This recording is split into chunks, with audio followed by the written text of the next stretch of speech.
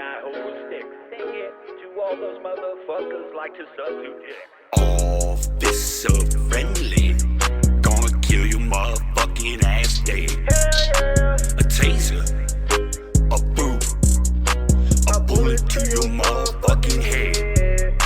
The gang all joins in. A murder but no goddamn sin. Believe your eyes or what you are fed. With me now, officer friendly, gonna kill your motherfucking ass dead.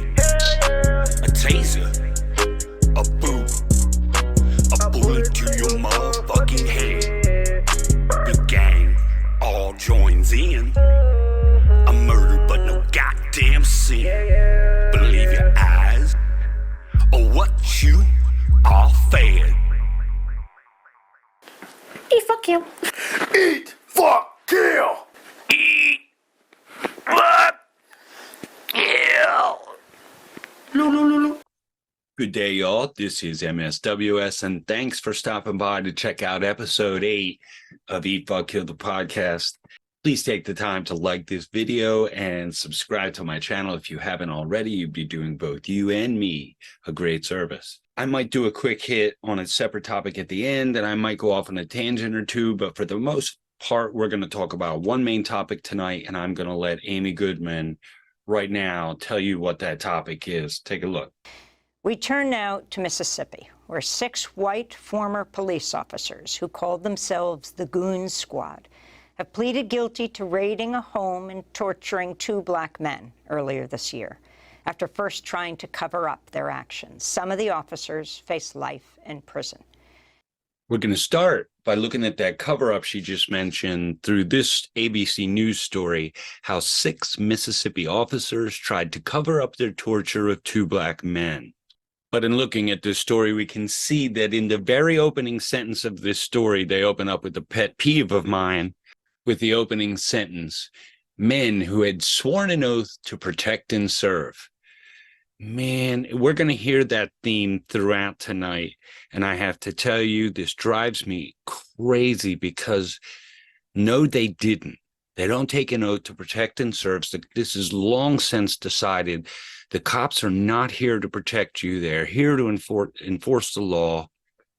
Here's a reminder from episode 7 of Eat, Fuck, Kill, the podcast. For the next 14 hours, the captive women were raped, robbed, beaten, forced to commit sexual acts upon one another, and made to submit to the sexual demands of Kenton Morse. 14 more hours. These women were tortured. So these women sued and said that the police did not protect them and they did not do their jobs. And this was a huge moment in U.S. history because the Supreme Court decided after hearing this case that it is not the job of the police to protect you. It is their job to enforce the law. Let me repeat that again. The Supreme Court decided in 1981 that it is not the job of the police to protect you. It is their job to enforce the law. The Robb Elementary School shooting in Uvalde, Texas. Now, parents and really the entire nation were in an uproar about the cowardly, unhelpful response from police, both before, during, and after the massacre.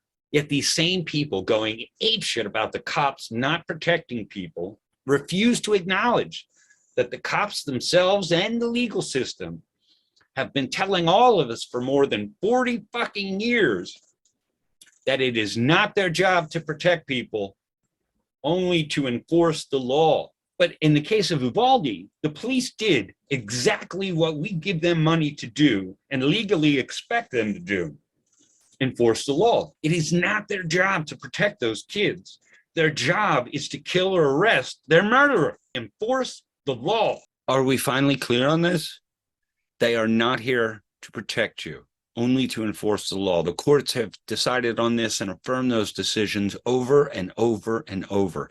And yet you'll see tonight, experts and people that you and I are supposed to listen to about important things over and over repeat this protect and serve thing. And in the ABC News story that we're going to start with, you can see it opens with that very sentiment. claiming that they take an oath to do that, which is just ridiculous. Please soak this in. They are not here to protect you. All right, back to the ABC News story, because this is going to detail point by point the cover-up that these 6 Mississippi KKK cops tried to employ after terrorizing, torturing, sexually assaulting, and breaking and entering and planting drugs and hiding evidence and breaking their cameras and stealing their hard drives. The cover-up that they tried to employ to make all that go away for them. Horrible. On January 24th, court records show the deputies raided a home in Braxton, Mississippi, after a white neighbor of one of the officers called them to complain there were black men staying there. The officer texted the others, quote, "Are y'all available for a mission?" That night, without a warrant, the officers burst into the home, handcuffed, beat, tasered the 2 men, Michael Corey Jenkins and A.K.A Terrell Parker. Also sexually abused them with a sex toy with shouting racial slurs. One of the officers put a gun in Jenkins' mouth for a mock execution and pulled the trigger. The bullet lacerated Jenkins' tongue, broke his jaw, exited through his neck. This is U.S. Attorney Darren LaMarca last week announcing federal charges against the former officers for the attack. But not only did they brazenly commit these acts, but after inflicting serious bodily injury by firing a shot through one of the victim's mouths, they left him lying in a pool of blood.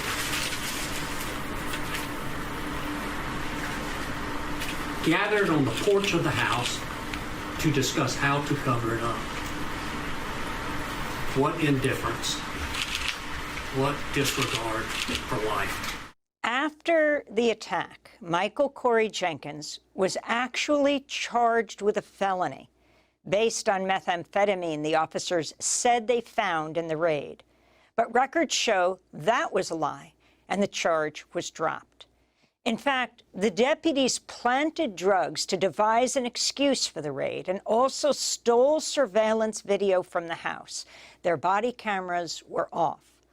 Court documents said the officers used the name Goon Squad, quote, because of their willingness to use excessive force and not to report it. The Associated Press found the deputies were linked to at least 4 violent attacks on black men since 2019. 2 of the men died. Men who had sworn an oath to protect and serve were huddled on the back porch of a Mississippi home as Michael Corey Jenkins lay on the floor, blood gushing from his mutilated tongue, where one of the police officers shoved a gun in his mouth and pulled the trigger. As Jenkins writhed in pain, the 6 white officers devised a scheme to cover up dozens of stunning acts of brutality that they had just carried out during 90 minutes of terror against Jenkins and a second black victim. The officers planted drugs. They stole surveillance footage from the house. They tried to dispose of other evidence. They agreed on a set of lies that would further upend their victims' lives. And that was just a cover-up. Careful to avoid security cameras at the house, they burst in without a warrant, starting the physical, sexual, and psychological abuse. They handcuffed Jenkins and his friend A.K.A Terrell Parker and poured milk, alcohol, and chocolate syrup over their faces. They waterboarded them. They forced them to strip naked and shower together to conceal the mess. They mocked the victims with racial slurs. Of course they did. They shocked them with stun guns. The officers had meant to torture the men without leaving physical scars, but one shot Jenkins in the mouth. Miraculously, Jenkins survived. The 6 officers pleaded guilty Thursday to a long list of federal civil rights charges. The Mississippi Attorney General's office announced afterward that it had filed state charges that include assault, conspiracy, and obstruction of justice. Law enforcement officers are seldom charged for crimes committed on the job, and it's rarer still for them to plead guilty. The charges follow an investigation by the Associated Press that links some of the deputies to at least 4 violent encounters with black men since 2019 that left 2 dead and another with lasting injuries. The officers included Christian Dedman, Hunter Elward, Brett McAlpin, Jeffrey Middleton, and Daniel Opdyke of the Rankin County Sheriff's Department, and Joshua Hartfield, a Richland police officer. They pleaded guilty to charges including conspiracy against rights, obstruction of justice, deprivation of rights under color of law, discharge of a firearm under a crime of violence, and conspiracy to obstruct justice. And that doesn't mention the fact that they were all in possession of meth because they planted it on them and they had a plant gun on them. And I can't imagine that that was registered either. So these guys broke a whole bunch of other laws that they're not getting charged with. The terror began on January 24th in a racist call for extrajudicial violence that felt like it was from a bygone era. A white neighbor phoned Rankin County Deputy Brett McAlpin and complained that 2 black men were staying with a white woman inside a Braxton home. They're calling up a posse. This is the KKK. This is straight out of Mississippi burning. McAlpin told Deputy Christian Dedman, who texted a group of white deputies so willing to use excessive force, they called themselves the Goon Squad, and as we'll hear later, are locally known as the Death Squad. Are y'all available for a mission, Dedman asked? They were. The deputies were under the watch of Sheriff Brian Bailey, who called it the worst episode of police brutality he has seen in his career. Black residents on Friday expressed revulsion at the former officers' actions, gratitude towards Jenkins and Parker for speaking out about their treatment, and relief that the officers were being brought to justice. They're still going to get off light, and no matter how long they go to jail, they're going to go someplace where they're going to be left alone and given special treatment. The sheriff, Brian Bailey, who is acting like he had no idea that he knew about this, he is a grand wizard. This guy, and you'll hear from the attorney of these 2 men soon, this guy needs to be investigated because he let these 6 terrorists terrorize Mississippi and Rankin County for a long time. This was not an isolated incident, as we'll see here further too when we get into some of the other people these men have terrorized. They're called the Rankin County Goon Squad. They're known in the community as the Rankin County Death Squad. This has been occurring for a long time under the leadership of Sheriff Brian Bailey, who should be the subject of criminal investigation also. And they have been getting away with this so long that they felt emboldened to act in such a radical and callous way on that night of January 24th, 2023. This is the first time, democracy now, this is the first time that a white Mississippi police officer has ever been held criminally responsible for harming a black person. And we know that plenty of police brutality has occurred not only in Rankin County under Brian Bailey, but throughout the state of Mississippi. This is a history-making moment. I'm just so sorry it had to come on the backs of the pain and the suffering, the torture and the shooting and the abuse and waterboarding of Michael Jenkins and Eddie Parker, our clients. This is Rankin County Sheriff Brian Bailey speaking last week about the charges his former deputies pled guilty to. Based on the facts and their guilty pleas, all of the former deputies lied to me that night of this incident in January. We have cooperated fully with all outside investigating agencies to uncover the truth and bring justice to the victims. We've also sought assistance from outside agencies and consultants to help us in repairing our trust with the community. So that was Rankin County Sheriff Brian Bailey speaking last week.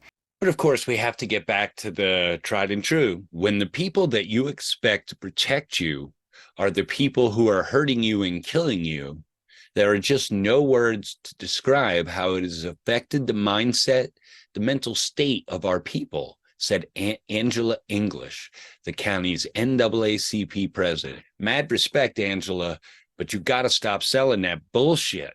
They are not here to protect us. And if we can all accept that reality, then B will stop calling them, and they can stop using we got to call as a way to terrorize people. But at least we'll all be, on solid ground based in reality. Stop talking about they're here to protect us. That's not what they do. And I hope that by accepting that, the one thing that'll come out of this is people will stop calling them for wellness checks, because wellness checks so often, almost always, end badly for the people that you're calling about their wellness. The cops show up and all they know how to do is stick a gun in people's face and start screaming orders at them. And people in a panicked mental state are not going to deal with that well. And they know that. And they use that as an opportunity to hurt these people and throw them in cages, because they do exactly what they should expect them to do. They get called and say, hey, my man here is in a mental state and he's panicked and we need your help. Can you do a wellness check? And they show up and start barking orders at someone. And the minute this person in a mental panic doesn't respond the way they want them to, they just use that as justification to either pounce on them, beat the shit out of them, throw them in a cage for a couple of years, or to just flat out fucking murder them. But please get this notion out of your fucking head that the cops are here to protect you or serve you or any of that shit, because that ain't what they do, and the courts have decided on this. This is long since decided. Warren versus the District of Columbia goes back to the early 1980s. And it's been affirmed over and over and over. In Rankin County, the brutality visited upon Jenkins and Parker was not a botched police operation, but an assembly of rogue officers, quote, who tortured them all under the authority of a badge, which they disgraced, U.S. Attorney Darren LaMarca said. The majority white county is just east of the state capital, Jackson, home to one of the highest percentage of Black residents of any major U.S. city. Towering monument topped by a Confederate soldier stands across the street from the Rankin County Sheriff's Office. Federal court records detail what happened here. As Jenkins lay bleeding, the officers knew the mission had gone too far. Instead of coming clean, they devised a hasty cover-up that included a fictitious narcotics bust and threats. Always narcotics. That's what they used to terrorize everyone. God, the drug war's got to end. The officers warned Jenkins and Parker to, quote, stay out of Rankin County and go back to Jackson or, quote, their side of the Pearl River, unquote, court documents say, referencing an area with higher concentrations of Black residents. Kristen Clark, head of the Justice Department's Civil Rights Division, said the trauma, quote, is magnified because the misconduct was fueled by racial bias and hatred. That recalled that a sheriff's deputy was also involved in one of Mississippi's most notorious crimes, the 1964 kidnapping and killing of 3 civil rights workers by Ku Klux Klan members. That's what the movie Mississippi Burning's about. And real quick, I'm going to jump in here, remind you a little bit about what happened there, because it's so similar, these two horrible crimes. There were 3 civil rights workers in 1964. They went down to Mississippi. One of the 3 was actually from Mississippi, and the other 2 were from up north New York City. And the 3 of them went out to the Longdale community of Neshoba County near Philadelphia, Mississippi. And they were going out to the Mount Zion Church, which, as you imagine, in 1964, Mississippi had just been burned down. And on their way back from the church, they were harassed by local police and arrested for traffic violations and were held for about 10 hours. And you can imagine what those 10 hours were like for these 3. And they were then released, according to police records. And then a posse of KKK, which included local police and the sheriff and most of the people who had arrested them earlier with the intent of this happening, followed them out of town in the dark until they got out by the dam on the outskirts of town. Then they pulled them over again, used their police powers to pull them over again. They proceeded to beat, torture, and murder these 3 civil rights workers. Take a look at this photo here. Let it burn in the image of what was done. And these were all police officers who did this. And the 3 civil rights workers who were murdered were James Chaney from Meridian, Mississippi, Andrew Goodman, and Michael Schwerner were from New York City, and all of them were associated with the Council of Federated Organizations and the Congress of Racial Equity. And you can see how they ended up and where they were found weeks later. They're in Rankin, Neshoba County, Mississippi, where the local sheriffs and police were crooked as a dog's hind legs, and they used their police powers to terrorize black folks, murder them, throw them in ditches, and overwhelmingly got away with it. I mean, this one instance stands out because the president got involved and the whole world started screaming enough that even in 1964, some attention got paid. And it turns out that the president at the time, LBJ, sent like 400 Navy soldiers down into the county because they weren't satisfied with the way that the murderers were searching for the people they killed, because otherwise, you know, the search was under the hands of the sheriff and the local police, and they're the ones who committed the crimes, and they weren't going to find them.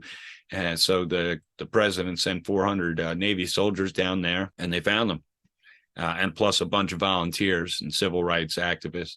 And they scoured that county and they found these people. What's really unfortunate is, even though it was very obvious what happened and who did this, and we now know a lot more than we did then, there were several cases brought against a whole bunch of the murderers, but for a long time, no one really went to jail for this. The first person to get charged with the actual crime of murdering these 3 people was one of the young cops that was there, but he was 80 years old, and it was like, in the early 2000s, if I recall, when he was fined, and you can look that up if you want to confirm when exactly it was, but he was more than 80 years old when they finally decided they were going to lock him up.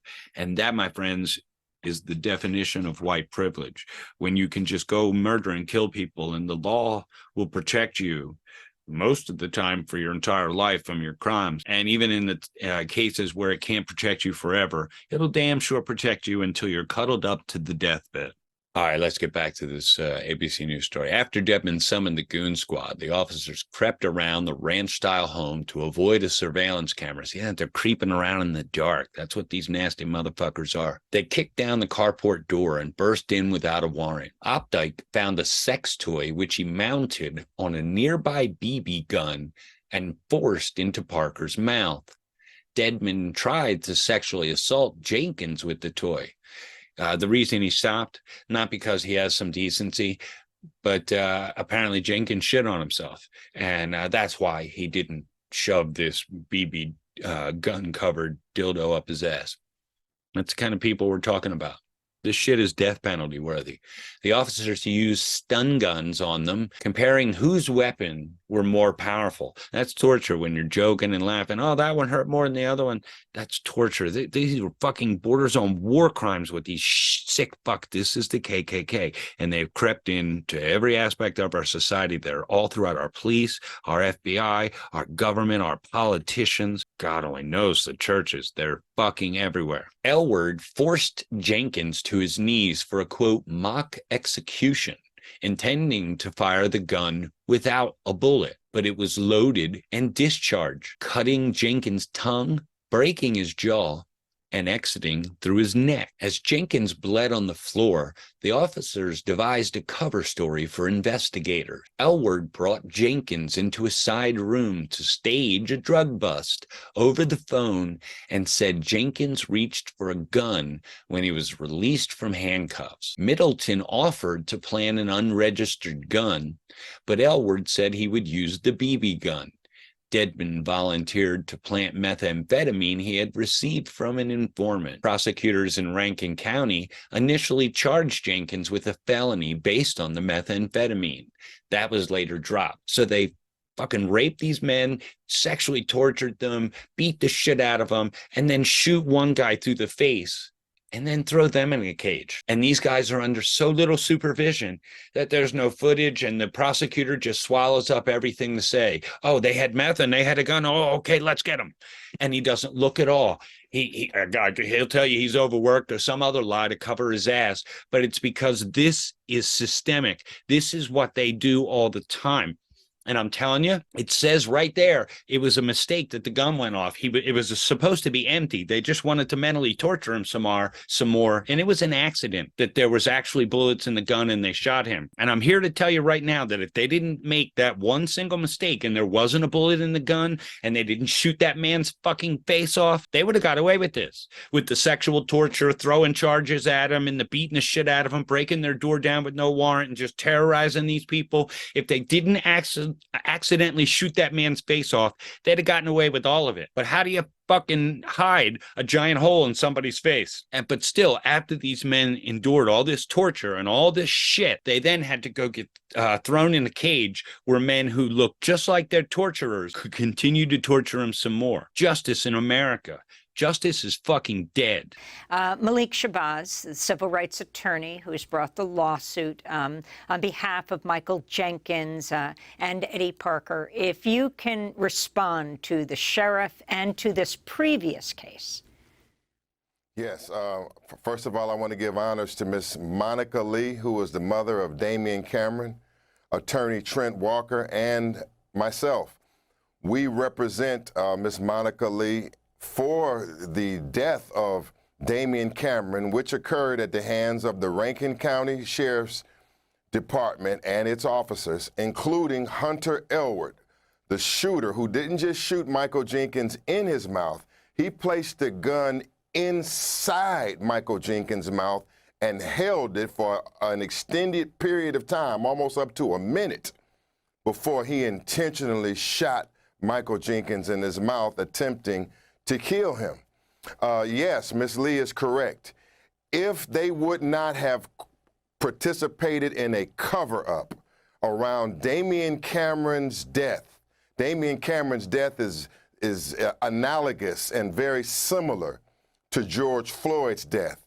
It was Hunter Elwood and Luke Stickman who put the knees on Damian Cameron's back and on his neck, causing trauma to his neck and causing hemorrhages in both of Damian Cameron's eyes, meaning that the compression on his neck is what led to asphyxiation and his actual cause of death. But the autopsy mysteriously was ruled undetermined. With all of the evidence that I'm saying and all of the gruesome photos of the neck injuries and the hemorrhages of the eyes bulging out of his head, the autopsy finding was mysteriously undetermined. The autopsy itself is missing certain information, and therefore myself and Black Lawyers for Justice, we have our own forensic pathologist who are coming forth shortly to show you that this was a homicide and that Rankin County and Brian Bailey refused to provide the state medical examiner with information to reach a proper conclusion because they were all protecting the officers from criminal prosecution. Therefore, the autopsy is suspicious. The autopsy and the efforts to have a genuine autopsy, it was covered up by Rankin County. And Brian Bailey has been a part of this. Ms. Lee is correct. If they hadn't been trying to cover up, if Bailey hadn't been trying to justify his officers, no, he didn't just not train them, he has participated in acts of excessive force with his department, according to the courts.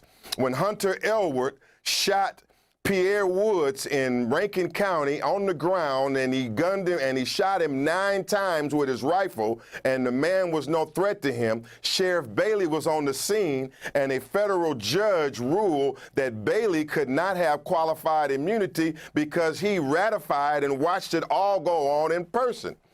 And so the truth is coming out about the death of Damian Cameron and how they had the knees on his neck like his mother has testified by affidavit to, and they had the knees on his neck that crushed the life out of Damian Cameron, and they did nothing about it. They've lied to us, but we're going to bring that case. That case is coming back to life. Rankin County is infested with white supremacists, Ku Klux Klan. They infiltrated the sheriff's department. Brian Bailey has known about this.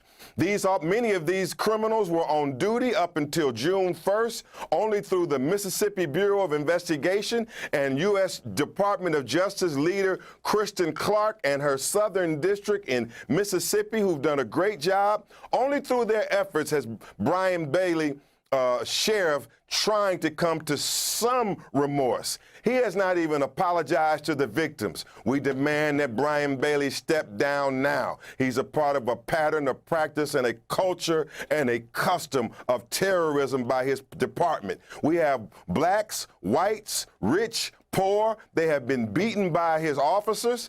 He's known this all along, and the struggle continues.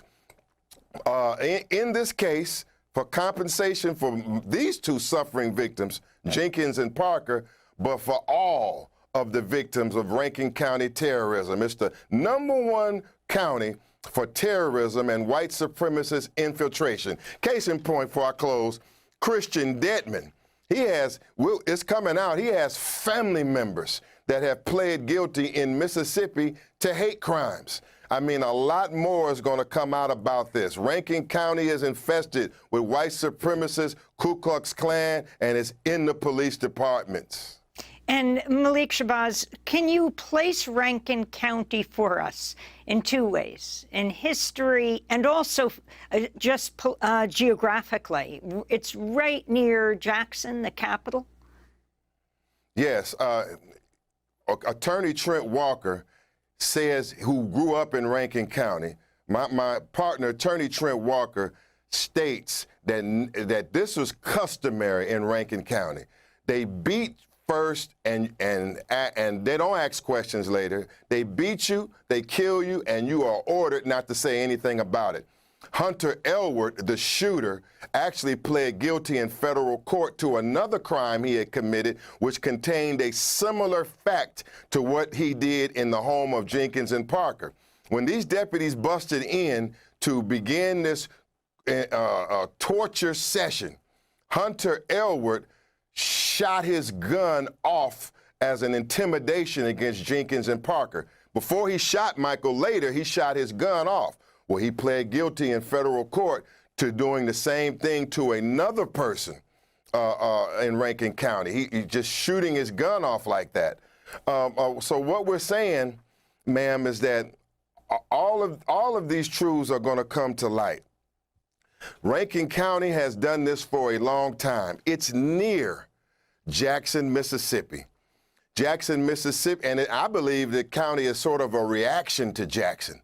Jackson is in Hines County, it's majority black, and there's hostility towards Jackson, and Rankin is like a white enclave that is next to Jackson, and it's set up like almost like a political, social antithesis or against Jackson.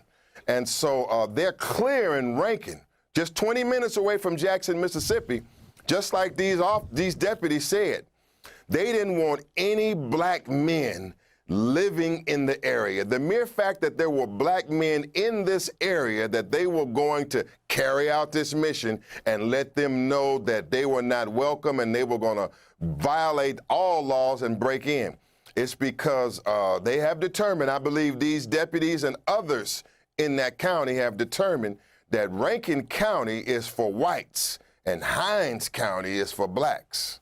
And they're going to enforce it under the color of law, through violence and torture. Not to mention, especially on this program, we cannot forget waterboarding. Waterboarding was where the United States military was condemned for using these techniques at the Abu Ghraib prison in Iraq, in the Iraq War. The military denounced this. But in 2023, incredibly, in Rankin County, these deputies, Elwood, McAlpin, Detman, Updike, Middleton, Hartsfield, they actually waterboarded the two men you see now. They had them on their backs. They had them handcuffs. They had them intimidated, and they were pouring milk, liquids, and grease all over their faces in this insane interrogation and intimidation act. Then after they did all this, Can you imagine law enforcement with dildos and sexual devices in their possession, attempting and putting it in the mouths? I hate to say this, that happened to the brothers, but we gotta know their pain and suffering. To take a dildo and to shove it in the mouths of handcuffed and bound men, and then waterboard them like that on the ground, and then hurl eggs at them, and then make them strip naked in the shower to try to clean this mess up, strip these men naked in front of these criminals. You know, it just never fails to ignite my passion, and therefore tactically and strategically, we are after Rankin County and we won't let up. I want to end with the voices of Michael Corey Jenkins and Eddie Terrell Parker. How you have lived through the aftermath of this, the trauma that you have experienced, and what you want to come out of this. I mean, it looks like you are exposing an entire sheriff's department in Mississippi. Let's begin with Eddie Parker.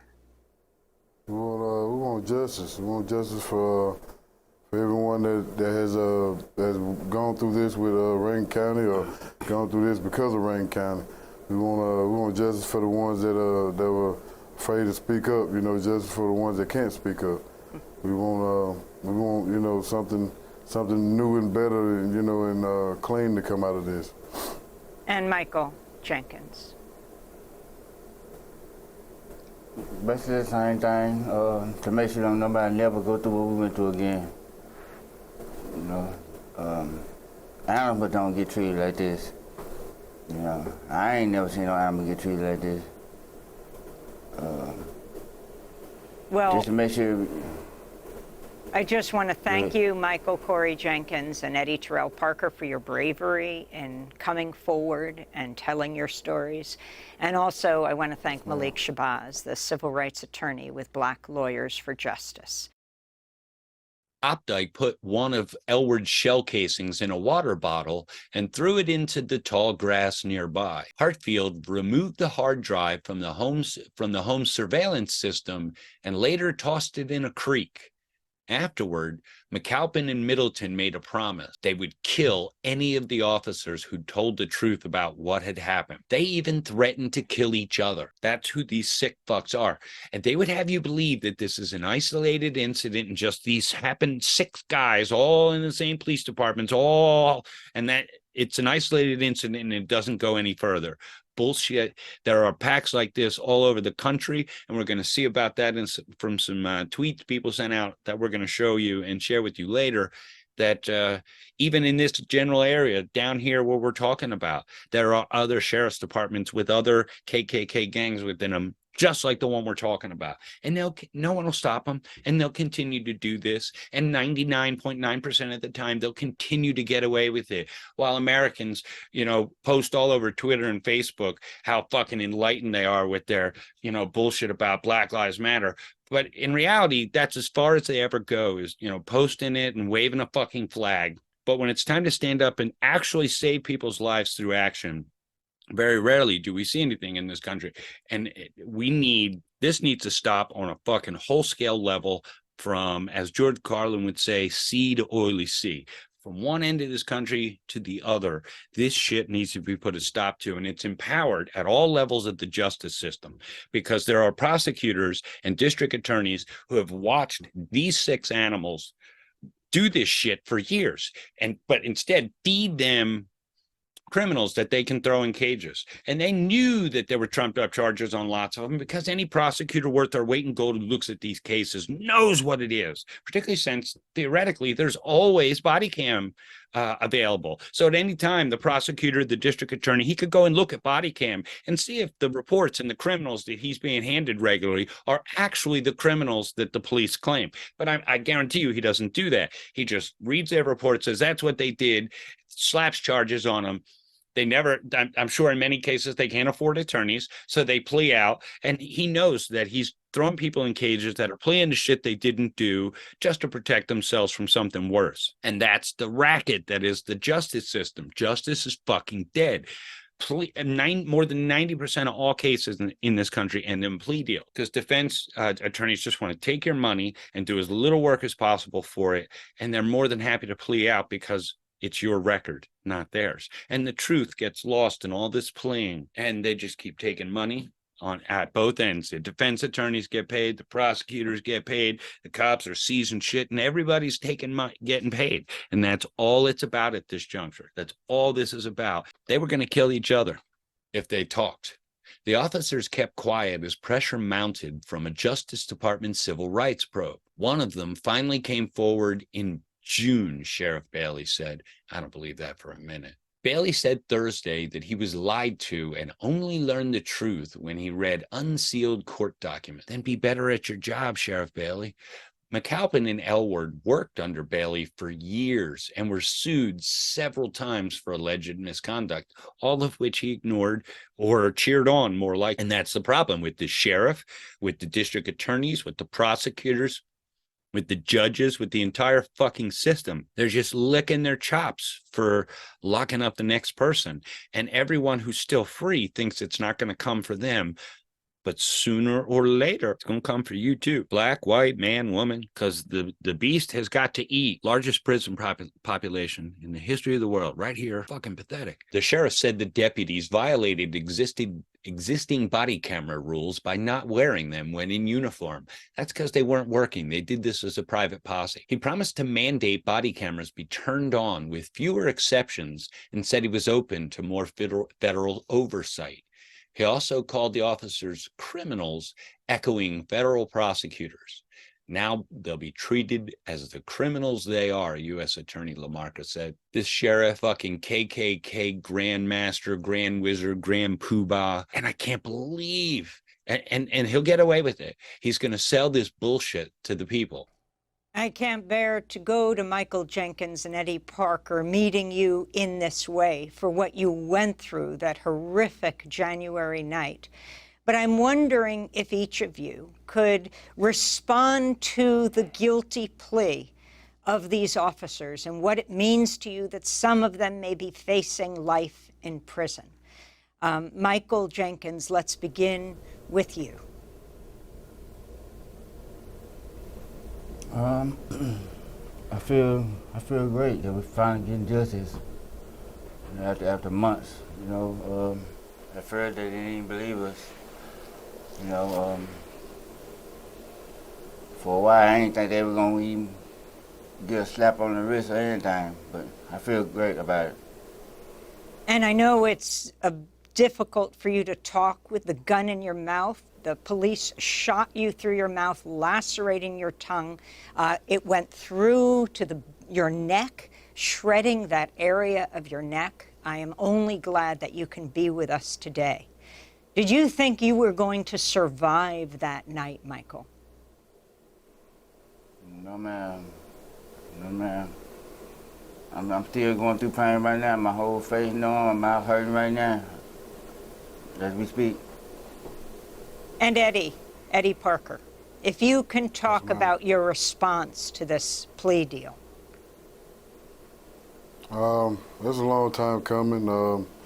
It's something I say there's also history too, you know, coming from a long way of going through this situation with the same police officers, and pretty much you steer clear, you know, to stay out the way so you wouldn't end up in this situation. But ending up in this situation wasn't part of me, you know, staying clear. So I'm astounded. I'm real happy that it's finally come to a point where they're getting getting a feeling of what they dish out to people, you know, day in, day out. And I really misspoke because it's not a deal. They have pled guilty. The idea that they call themselves, Eddie Parker, that they call themselves the Goon Squad, your thoughts? That's the Goon Squad. That seems to be a a crime organization that they were, I guess they were paid to go out and you know, to stop.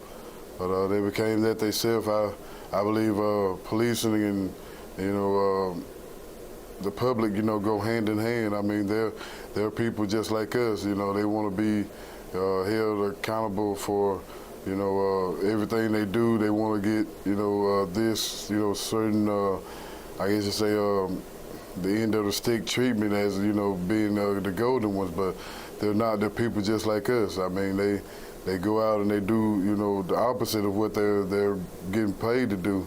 I think it's very horrendous how they can call themselves, you know, goon squad and, you know, still put on a badge and say they're protecting people.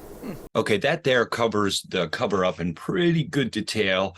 We got an opportunity to meet and hear from the two men who survived this brutal attack and additional information about their attorney. And of course, Damian Cameron, who was also murdered by some of these same men who are now responsible for this attack. But there is some information about the attack that wasn't in that article. So I'd like to take a minute and grab some information kind of selectively from an article from Mississippi Today that's going to help us with some additional details about the attack that I think are important. The state does the bare minimum all along. Like, it took months. These guys were still on the streets. This happened in January. These guys were still cops in June because there's no oversight. This is a fucking wing of the KKK functioning with state authority. And like I've talked about pretty much in every episode of Eat, Fuck, Kill, and in some, it's the focus that we talk about. If the KKK and white supremacists have infiltrated numerous aspects of our society, those that suit their ends,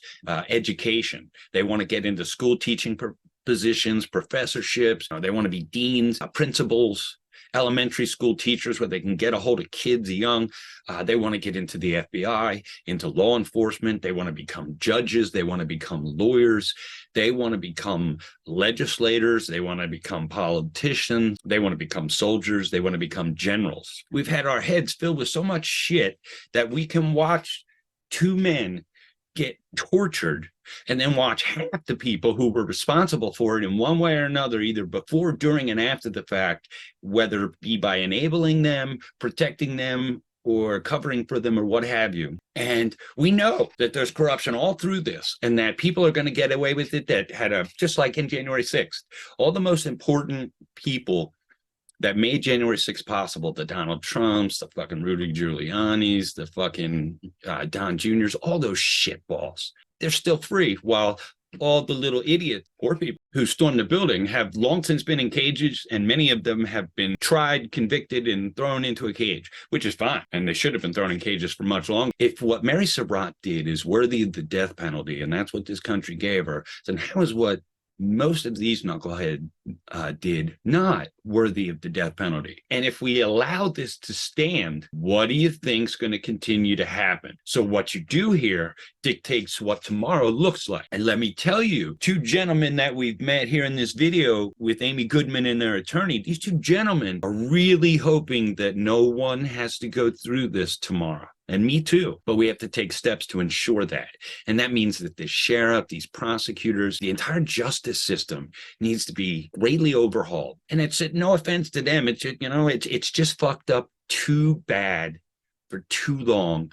And you can't put a Band-Aid on it anymore. The problems are too grand, but we deserve that effort. We deserve better. And you know that, but you also know that you're going to have to actually do things to make that possible. And that's where we seem to get caught up.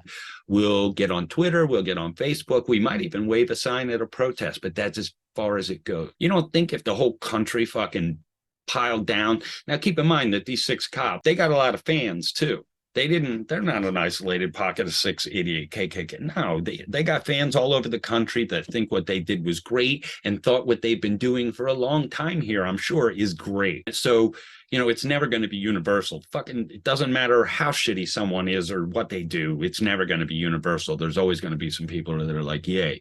But if the overwhelming majority of the country were to pressure Mississippi about that sheriff through the power of our citizenry, I should say, because you have the power. Like, we keep electing these 80-year-old white men and expecting things to change, but then again, that's all that's ever shoved in front of us. Every choice we ever had for so long, other than the Barack Obama and a couple of women, outside of that, it's been nothing but a gaggle of white men, rich white men that are almost always lawyers. Is that all we have? Old white lawyers? Men? Is that it? I don't think so. And I think you know that too. We get what we put up with, just like in a relationship or in any other aspect of our life. And it's true as it relates to your citizenry and your relationship with your country. This country was founded by a violent revolution. And as a result of that, they created a constitution, a Bill of Rights, a Declaration of Independence to ensure that the citizenry that lived in this country had safety measures and rights to protect them from tyrants, assholes, and their minions of the state, their armed minions of the state that represent them, couldn't just do whatever they wanted to the citizenry. And over time, you can see that it's changed and they do whatever they want. They'll bust your door down, beat the shit out of you, sexually assault you, try to rape you, make you shit on yourself, and then throw a bunch of charges at you and lock you in a cage. Because you can see in the part we're going to look at here next, you'll see in some of the text exchanges by the cops, they have a whole language of criminality that's second nature to them, and as they're having text exchanges back and forth. And it shows how comfortable they are in their criminality and how common it is. They do it all the time. But we're going to pretend like that's not true, and it was just these 6 guys, and that the sheriff didn't know, and that the prosecutor didn't know that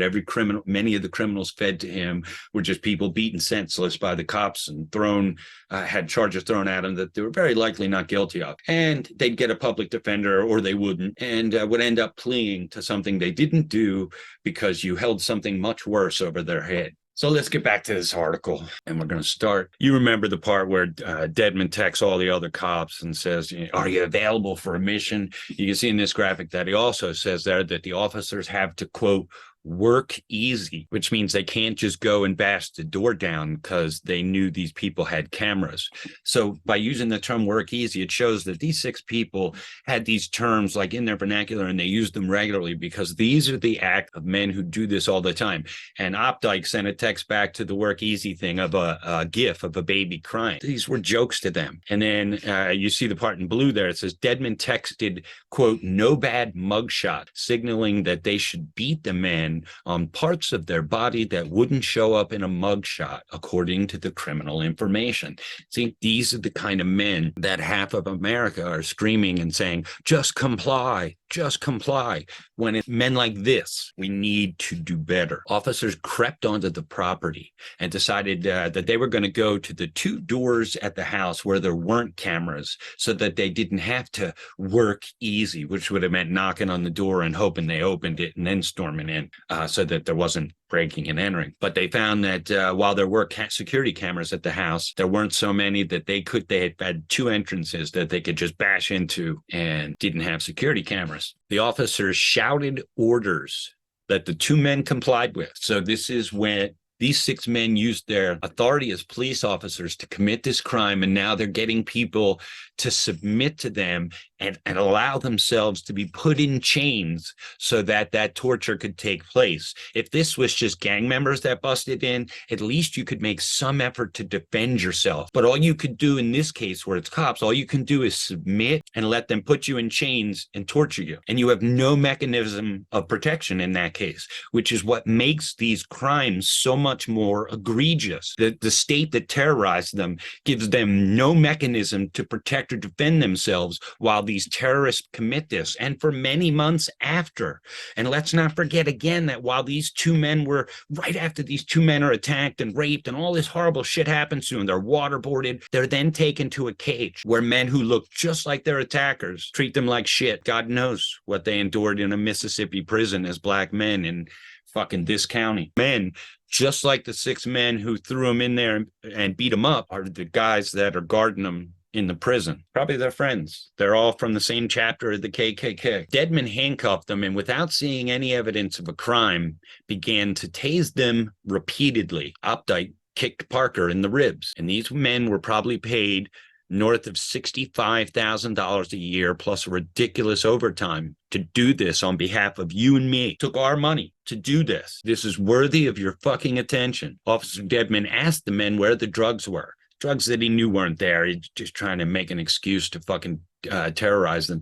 When Parker and Jenkins replied that they didn't have drugs, Dedman shot a bullet into the wall, demanding that they confess. The officers accused the two men of taking advantage of the white woman who owned the home, according to the criminal information, calling them monkey and boy and other words that shit people like this use, straight out of the KKK handbook. When the officers searched the home, Opdyke found a dildo in one of the bedrooms, which he gave to Dedman, who used it to slap the men. Dedman stuck the sex toy in their mouths and turned Jenkins on his back, threatening to anally rape him with it. It's hard to read this. Dedman only stopped when he noticed Jenkins had defecated on himself. I want you to think about the level of terror involved in this. What they do deserve is the death penalty. I'm sorry, but these aren't even crimes. These are like, I don't even know. This is torture and sickness. This is Jeffrey Dahmer level sick fuckery. These 6 men, there is no rehabilitating this. They need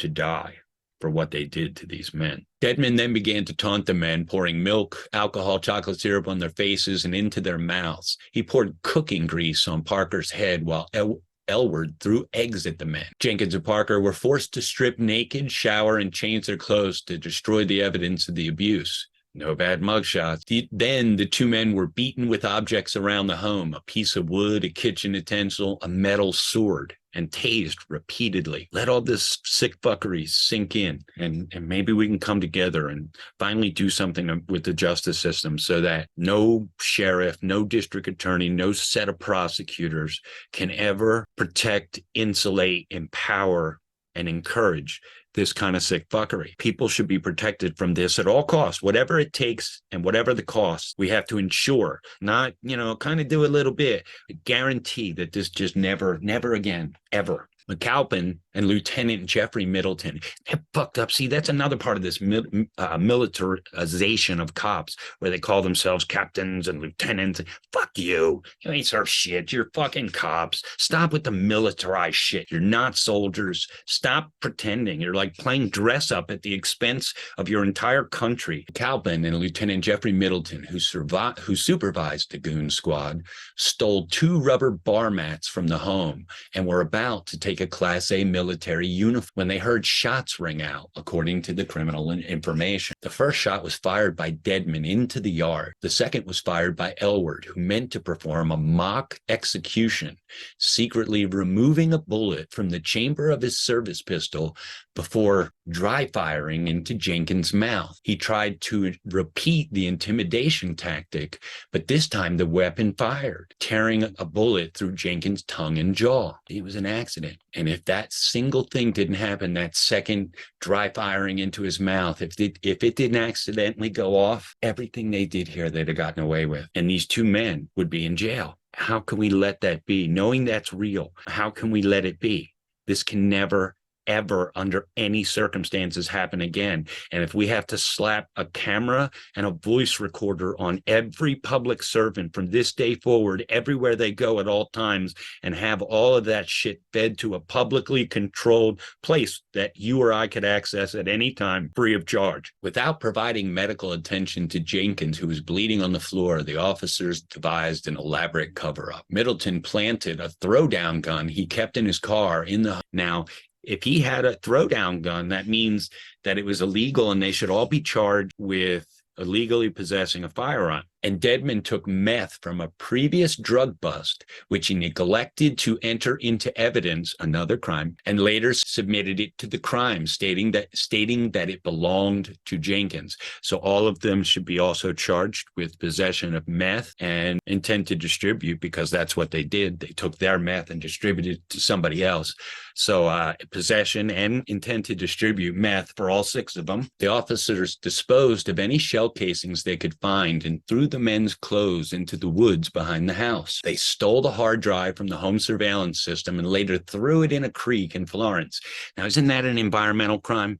They took electronics and just threw it into an open creek. There's environmental crimes there, or at least some wicked ass fines for all of them, because this is a conspiracy. They're all acting together. McAlpin and Middleton, the two highest ranking officers threatened to kill the other deputies if they said a word, according to court records. So now you've got terroristic threats and all kinds of charges against McAlpin and Middleton. So there's more crimes that they haven't been charged with. Jenkins was taken to the hospital and received life-saving surgeries. He was charged with disorderly conduct, assaulting an officer, and drug possession. You see so many people get that trifecta of bullshit thrown at them. Disorderly conduct, we have to do away with that. And not because there aren't times when people are disorderly and probably worthy of being dealt with, but it's because it's been corrupted. Law enforcement can't be trusted with that charge because they use it to terrorize the public instead of using it for its actual intent. And anytime somebody says something they don't like, regardless of its criminality, it becomes disorderly conduct. Assaulting an officer, this too, they beat the shit out of people and then claim that they assaulted them. Parker was taken to jail and charged with possession of drug paraphernalia and disorderly conduct. All charges were later dismissed. Now, Jenkins was taken to the hospital for these life-saving surgeries. And I want you to know what it means because he's charged with all these crimes. That means while he's undergoing all these life-saving surgeries, as they call them, for injuries suffered at the hands of these terrorists, he was chained to a bed because he's a criminal. So serious crimes, he threatened officers and he ate meth. So he's chained to the bed the whole time. And the same men who attacked him could freely visit him in that bed anytime they wanted. His attackers were also his guards, his chainers. Who do you think chained him to the fucking bed? How sick is that shit? And then, of course, the minute he's healthy enough after these life-saving surgeries, where do you think he was going to end up? And same thing with Parker. He endures this terrible fucking abuse and these crimes against humanity that he endured. And then they throw him in a cage and charge him with ridiculosity, disorderly conduct. I want to know, when they sent these papers to the district attorney, how did they justify entry into the home? Because they didn't have a warrant, and this all happened in the men's fucking living room. How did they justify? Because, all right, just say they found drug paraphernalia because that's what they charged him with. It's still fruit from the poison tree because they had no reason to be in these people's houses. And this is another thing that prosecutors and district attorneys overlook like it doesn't matter. The fact that cops are perpetually finding shit on people through fruit of the poison tree. You're not allowed to search people anytime you fucking want for any little curiosity that a cop might have. That's not what the Constitution says, regardless of how many judges, i.e. old white men in robes, and lawyers, i.e. old white men in suits, have tried to make it that way. They've made this possible. Elward signed an affidavit claiming Jenkins had shot at him, and the other officers filed false police reports and lied to investigators from the Mississippi Bureau of Investigation to back up Elward's claims. So they'll be charged with all those crimes too. The fact that they filed false reports, false affidavits, that they testified falsely about the crimes that were committed, and they testified falsely to the Mississippi Bureau of Investigation. They're all crimes too. It's the environment around the Goon Squad that enabled them to operate. He said an investigator knew exactly who to call, and they knew exactly how to communicate to do something like this, he said, which is what I've been saying. This isn't spontaneous. It's the result of the tacit or explicit approval of the supervisors and agency. Everyone throughout this entire sheriff's department, the police department that the other scumbag worked for, Hartfield, the Richland Police Department, all of them, all their leaders need to be thrown out. But that in and of itself isn't enough. They'll just replace these animals with other animals. These are systemic issues that goes up to and including all the prosecutors and district attorneys and judges and paper pushers and all the people that enabled this on a day-to-day basis. Because these guys, these 6 fucking animals, have been feeding, quote, criminals to the local prosecutors and district attorney for years. These prosecutors make their living, are fed the way they make their living from these animals. I'm sure these 6 animals have testified on behalf of those prosecutors on a number of occasions. This is so unrighteous, so criminal. And I don't expect this to be the case, but I really hope we come together as a people around this, take the radical and drastic steps required to create a justice system that actually seeks justice and the truth instead of whatever the fuck this is. Under the federal convictions, Dedman and Elward each face up to 120 years in prison plus a life sentence. Opdyke up to 100 years, McAlpin up to 90, Hartfield and Middleton up to 80 years each. It's not enough. The only thing that's good enough in this case is the death penalty. Because if just regular people did what these men did, it's worthy of the death penalty. But these men use the authority of the state, terrorize these men and get them to submit to them, to get them to give them their hands so that they could easily be placed in chains and make this all the more of a terrorizing experience. And that makes this so much more egregious.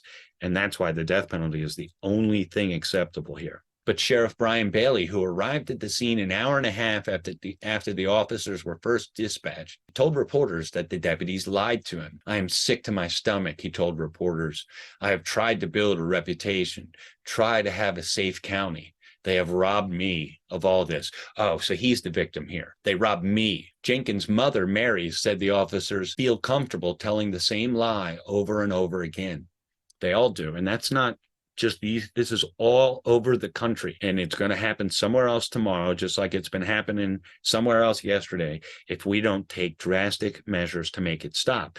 And if we don't, whether we like it or not, what we're saying is that we're fine with this. You can put all the fucking hearts and rainbows and BLM and all that bullshit you want all over your Twitter and your Facebook or whatever the fuck, but if you are okay with this and you aren't willing to take the steps, whatever steps they might be, whatever costs you have to pay as a citizen to ensure that it is absolutely and unequivocally impossible for this to ever happen again, then you are saying you're okay with this. If you don't like that, tough shit, because that's true and that's real. So we either put a stop to it or we acknowledge that we're fine with it. At least either way, at least we'll be living in the truth. Thanks for checking out episode 8 of Eat, Fuck, Kill the podcast. Subscribe, follow me on Twitter, do all that stuff. Thanks for checking out episode 8 of Eat, Fuck, Kill the podcast. I am MSWS, and this has been very difficult to talk about, but I'm glad we got the chance. Y'all motherfuckers stay cool. Like,